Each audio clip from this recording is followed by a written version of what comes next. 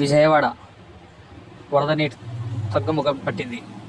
విజయవాడ నగరం అంతా దుర్భర పరిస్థితి నెలకొంది. సింగనగర్ వంటి ప్రాంతంలో అయితే ఈ పరిస్థితి మరీ దారుణంగా ఉందని చెప్పవచ్చు. వరద నుంచి బయటికి రావడానికి ప్రభుత్వం అందిస్తున్న సాయం చాలక ఎవరికి వారు సొంత ప్రయత్నాలు చేసుకుని బయటకు వచ్చే ప్రయత్నం చేస్తున్నారు. బయటకు వచ్చే వారి సమస్యలు ఒక్కొక్కరిది ఒక్కో రకంగా వాళ్ళ బాధలు వర్ణనాతీతమని చెప్పవచ్చు.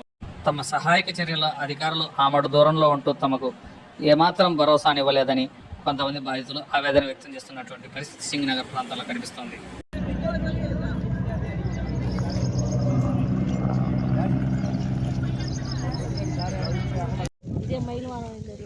హలో, 240 మందే వద్దు.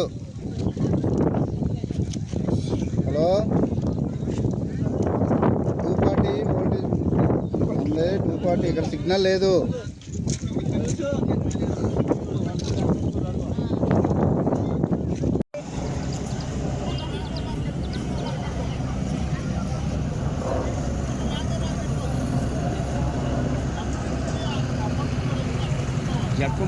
Jakkampudi area YSR colony Jakkampudi.